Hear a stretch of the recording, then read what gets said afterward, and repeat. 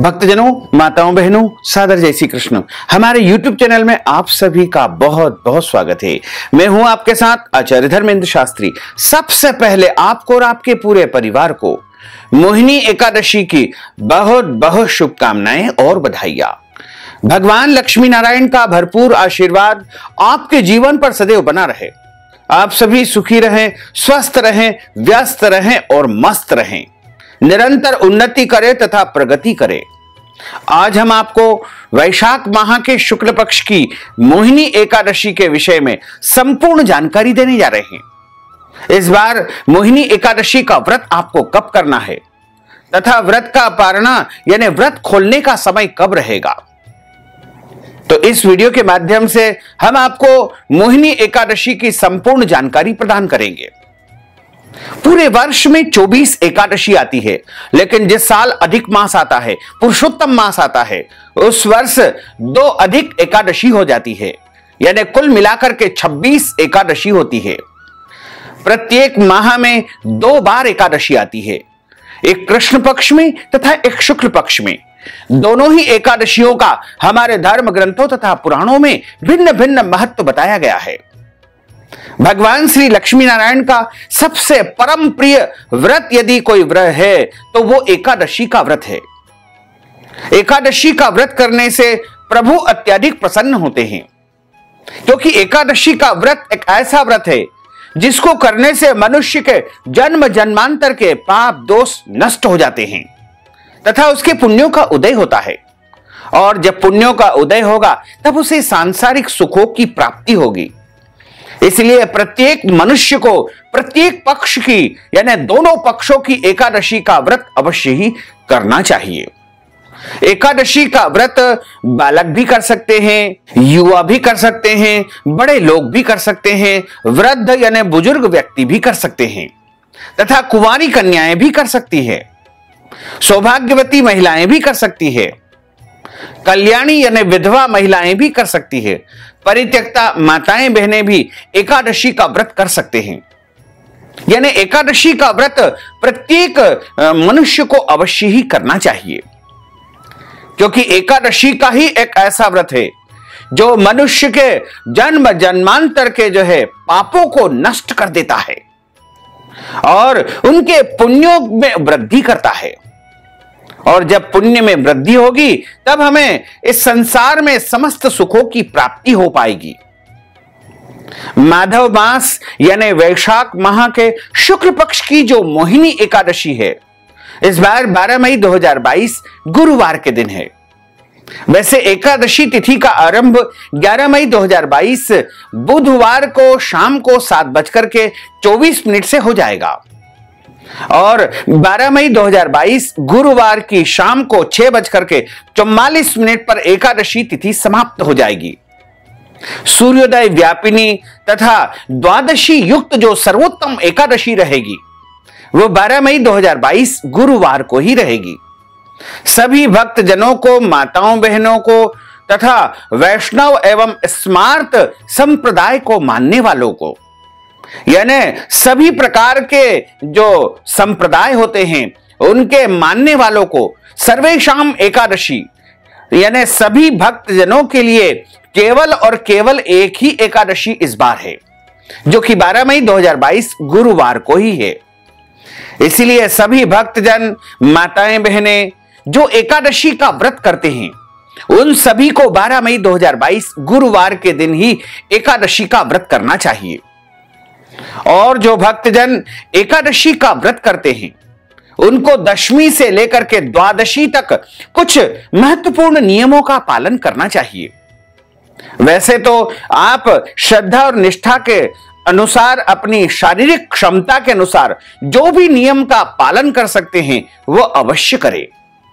यदि नहीं कर सकते हैं तो प्रभु से क्षमा प्रार्थना कर लेवे। दशमी तिथि के नियमों का पालन आपको दशमी तिथि यानी 11 मई 2022 बुधवार के दिन करना है।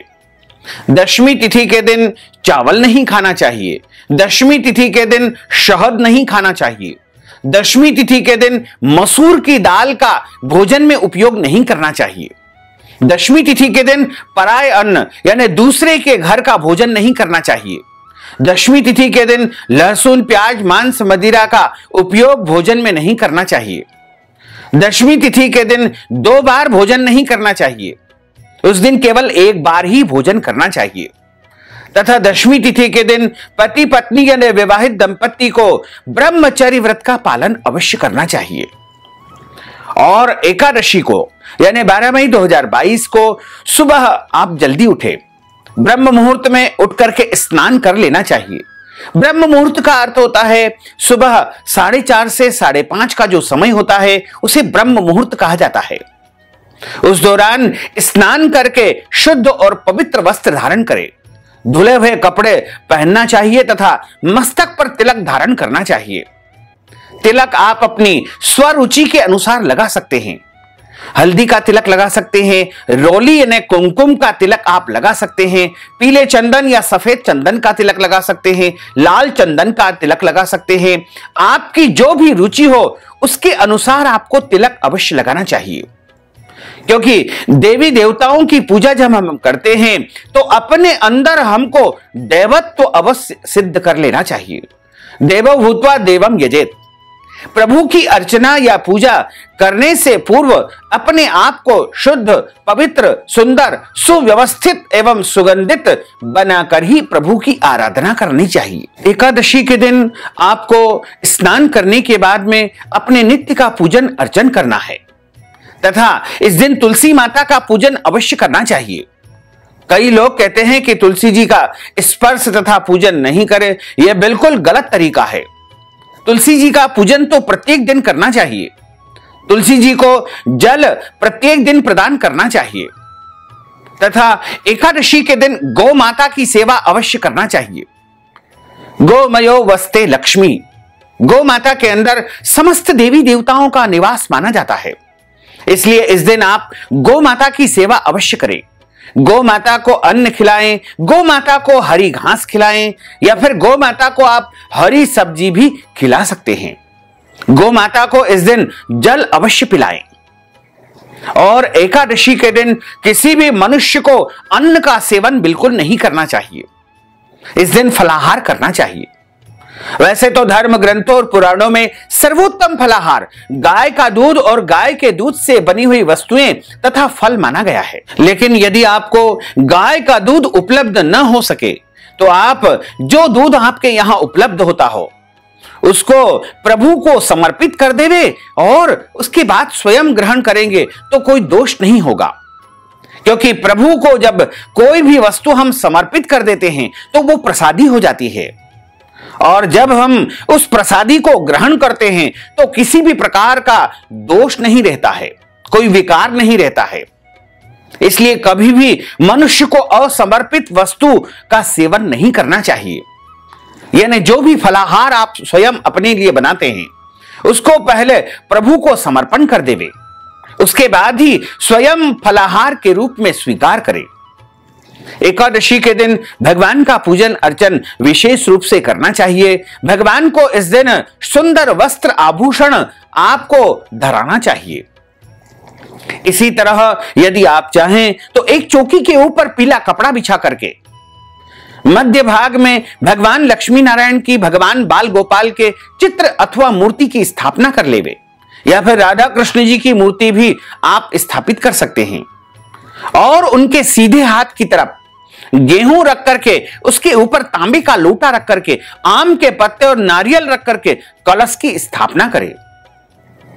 तो भगवान का पूजन करे, कलश का पूजन करे, उनकी आरती उतारे और हाथ के मध्य भाग में यानी हाथ की मुद्रा को इस प्रकार कर लेवे और मध्य भाग में जल रख लेवे, काले तिल या सफेद तिल अथवा जौ रख लेवे, एक सुपारी रख लेवे, पीला पुष्प रख लेवे, दक्षिणा रख लेवे, तुलसी जी का एक पत्ता रख लेवे या तुलसी जी की मंजरी भी आप इसमें रख सकते हैं और इन सब वस्तुओं को रख करके कुछ दक्षिणा रख लेवे और एकादशी व्रत का संकल्प धारण करें। संकल्प का अर्थ होता है प्रतिज्ञा करना अथवा शपथ ग्रहण करना।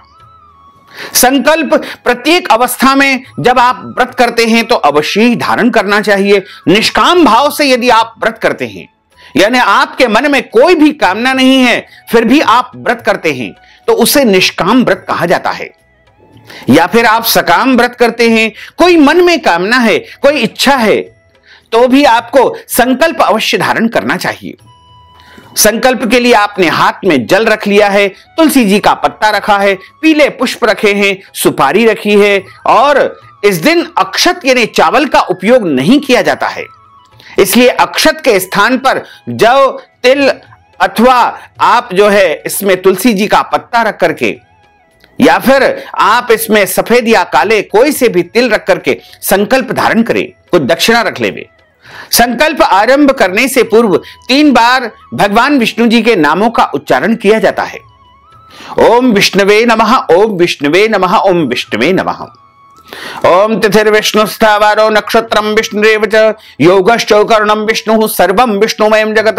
ओम विष्णुर्विष्णुर्विष्णुः श्रीमद्भगवतो महापुरुषस्य विष्णोर आज्ञेयः प्रवर्तमानस्य अद्य श्री ब्रह्मणोन्हि द्वितीय परार्धे श्री श्वेतवारः कल्पे वैवस्वत मन्वन्त्रे अष्टाविंशतितमे कलियुगे कलिप्रथम चरणे भूर्लोके भारतवर्षे भरतखंडे जम्बूद्वीपे आर्यावर्तान्तर्गत ब्रह्मवर्तैकदेशैः अवन्तिकायां विशाला क्षेत्रे मध्य प्रदेशे भोपाल मंडलांतर्गते भोपाल नामनी नगरे ही सम्मत 2079 मासा नाम मासे पुण्य पवित्र मासे ही वैशाख मासे शुभे शुक्ल पक्षे अद्याय मोहिनी एकादश्यायां पुण्यतिथ्योः बृहस्पतिवासरान्वितायां उत्तरा फाल्गुनी दिवस नक्षत्रैः कन्या राशिस्ते श्री चंद्रैः मेष राशिस्ते श्री सूर्यैः मीन राशिस्ते श्री देवराज गुरु शेषेषु ग्रहेषु यथा यथम राशि स्थान स्थितसु एवं ग्रह गुणगण विशेषण विशिष्टायां शुभ पुण्य तिथोः। आप बोलिएगा मम आत्मनः, अपना नाम तथा गोत्र का आप उच्चारण कर लीजिएगा। यदि आपको गोत्र याद नहीं है तो अपना सरनेम भी आप बोल सकते हैं। श्रुति स्मृति पुराणोक्त वैदोक्त फल प्राप्त्यर्थम संकल्पित कामना संसिद्ध्यर्थम लोके सभायां राजद्वारे व्यापारे कृषि कार्ये सेवा कार्ये यश विजय लाभादि प्राप्त्यर्थम यह जन्मनि जन्मांतरे वा सकल दुरितोपशमनार्थम आदिदेविक आदि भौतिक आध्यात्मिक त्रिविध तापोपशमनार्थम 10 विधि लक्ष्मी प्राप्त्यर्थम बहुविधि लक्ष्मी प्राप्त्यर्थम सर्वविध लक्ष्मी प्राप्त्यर्थम अप्राप्त लक्ष्मी प्राप्त्यर्थम प्राप्त लक्ष्मौ चिरकाल संरक्षणार्थम सकल मन इच्छित कामना संसिद्ध्यर्थम अद्य दिवसे ही वैशाख मासे माधव मासे मोहिनी एकादश्यायां व्रत भगवते श्री लक्ष्मी नारायण देवताः प्रीत्यर्थंच व्रत कर्माहम करिष्ये। इस प्रकार प्रभु को संकल्प आप समर्पित कर दीजिएगा तथा हाथ जोड़ करके भगवान से प्रार्थना करें कि हे प्रभु, आज हम पूरी निष्ठा श्रद्धा एवं भक्ति के साथ में मोहिनी एकादशी का व्रत करने जा रहे हैं। आप हमें पूरी शक्ति तथा सामर्थ्य प्रदान करें कि हम इस व्रत का पूरे नियम के साथ में विधि विधान के साथ में पालन कर सकें। यदि कोई नियम हम पालन नहीं कर सकते हैं तो हमें अबोध बालक जान करके क्षमा कर दीजिएगा। इस प्रकार प्रभु से आप विनय पूर्वक जो है प्रार्थना करें। उसके बाद आपका व्रत आरंभ हो जाएगा। जब आप व्रत करते हैं तो एकादशी के दिन आपको क्रोध नहीं करना चाहिए, झूठ नहीं बोलना चाहिए, वाद विवाद नहीं करना चाहिए, लड़ाई झगड़ा नहीं करना चाहिए, किसी भी प्राणी का दिल इस दिन नहीं दुखाना चाहिए, क्योंकि प्रत्येक प्राणी में ईश्वर का वास माना जाता है। ईश्वर अंश जीव अविनाशी। प्रत्येक प्राणी का सम्मान करते हुए आपको एकादशी व्रत का पालन करना चाहिए। साथ ही यदि आपके घर पर एकादशी के दिन कोई भी जरूरतमंद या फिर गरीब व्यक्ति या मांगने वाला व्यक्ति या याचक अथवा भिखारी यदि आता है तो उसको खाली हाथ नहीं लौटाना चाहिए। अपनी शक्ति तथा सामर्थ्य के अनुसार उसको कुछ न कुछ दान पुण्य अवश्य ही करना चाहिए। एकादशी के दिन शरीर के अंग के बाल काटना या कटवाना नहीं चाहिए। दाढ़ी कटिंग इस दिन नहीं करवाना चाहिए, नाखून भी नहीं काटना चाहिए। माताएं बहनें जो आईब्रो बनाती है उनको भी इस दिन यह कार्य बिल्कुल नहीं करना चाहिए।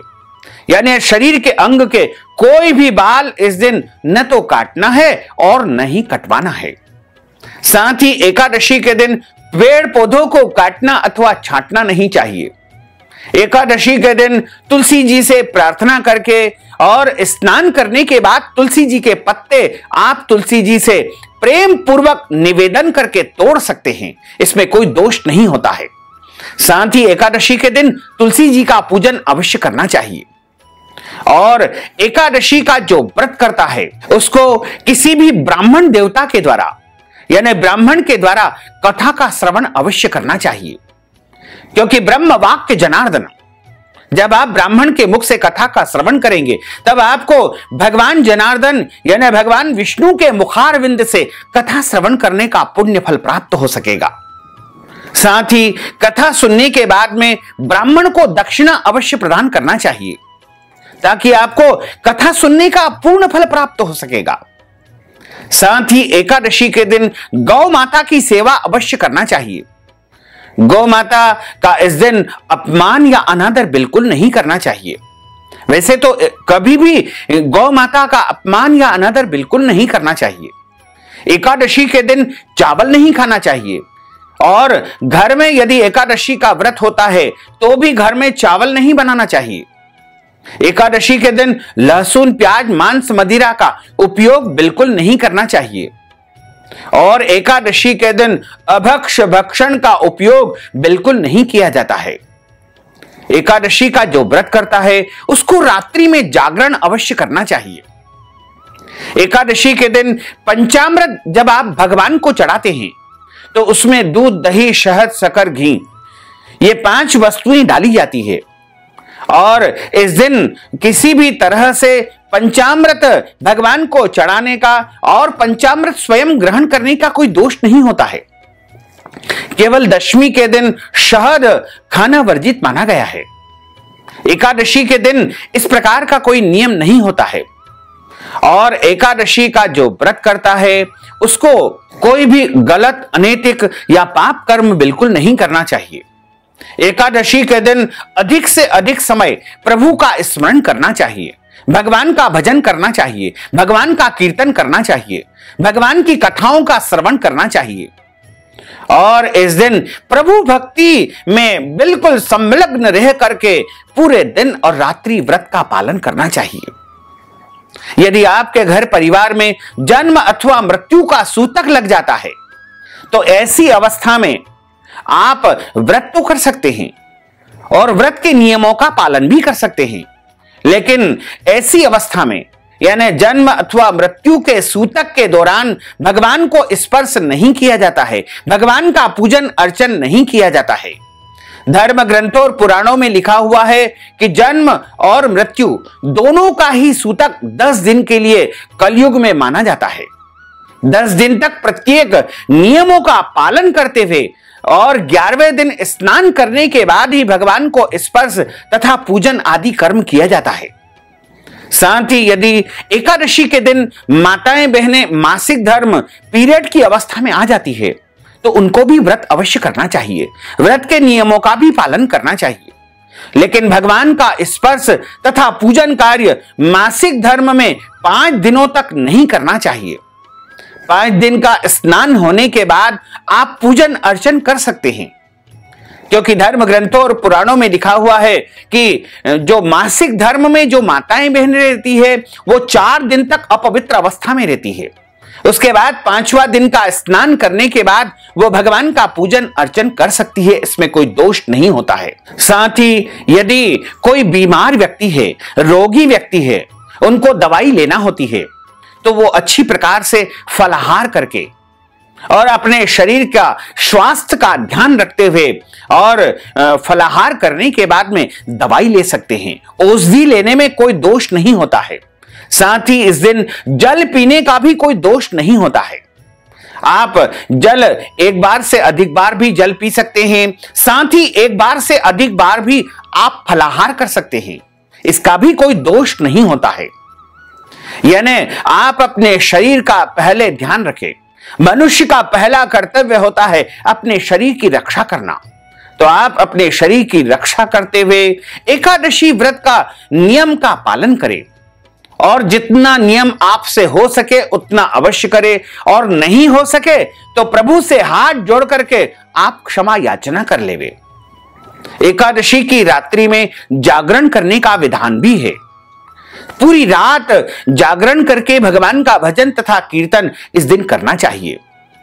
यानी 12 मई 2022 गुरुवार को एकादशी है, तो जब गुरुवार को सूर्यास्त होगा उस रात्रि में जागरण करने का विधान है। और उसके अगले दिन यानी 13 मई 2022 शुक्रवार के दिन व्रत का पारणा किया जाएगा। इस बार व्रत का पारणा करने का जो समय है वो 13 मई 2022 शुक्रवार को यानी द्वादशी की सुबह 5:44 से व्रत पारणा समय आरंभ होगा, जो कि सुबह 9:15 तक रहेगा।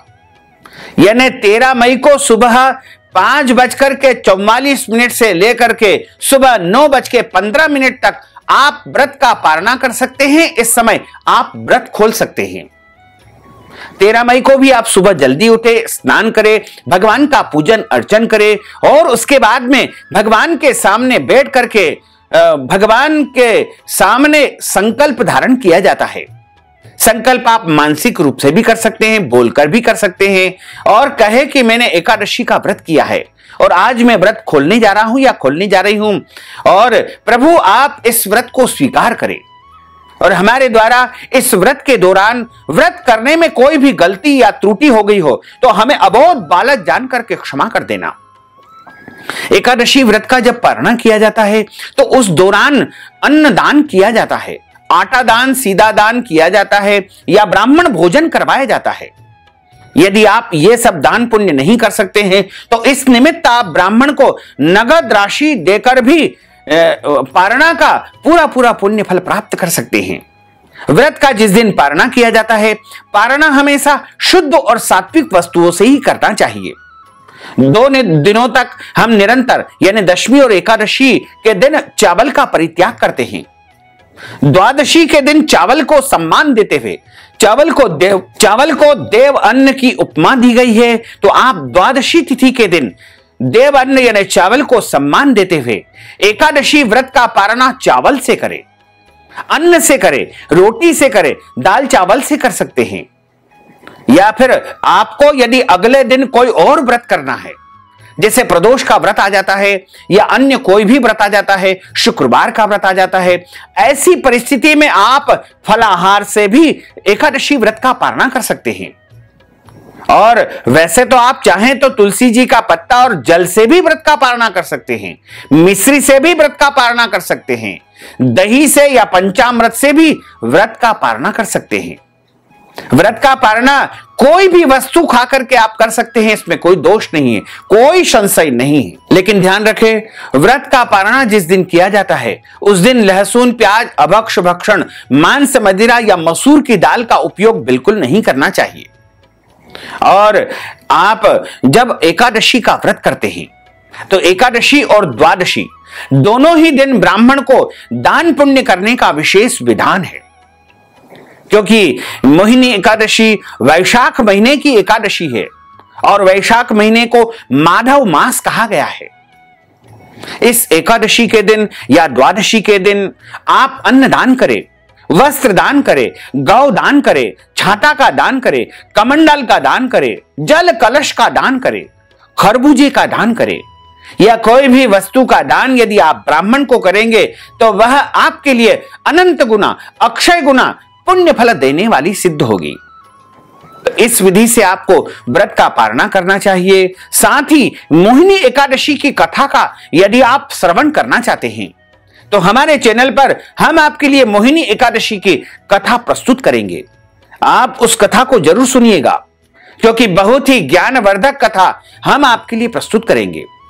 साथ ही यदि मोहिनी एकादशी के निमित्त आप दक्षिणा दान देना चाहते हैं, गौ दान करना चाहते हैं, अन्न दान करना चाहते हैं, वस्त्र दान करना चाहते हैं या कोई भी दान पुण्य यदि मोहिनी एकादशी के निमित्त आप करना चाहते हैं तो आप हमारे पेटीएम के माध्यम से, गूगल पे के माध्यम से, फोन पे के माध्यम से या अकाउंट नंबर के माध्यम से नगद राशि पहुंचा करके मोहिनी एकादशी का संपूर्ण पुण्य फल प्राप्त कर सकते हैं। साथ ही आपसे अनुरोध है कि इस ज्ञानवर्धक वीडियो को अधिक से अधिक लोगों को शेयर करिएगा, लाइक करिएगा, कमेंट करिएगा और यदि अभी तक आपने सब्सक्राइब नहीं किया है तो अभी और इसी समय सब्सक्राइब अवश्य कर लीजिए। आपको और आपके पूरे परिवार को सादर जय श्री कृष्ण, सादर धन्यवाद।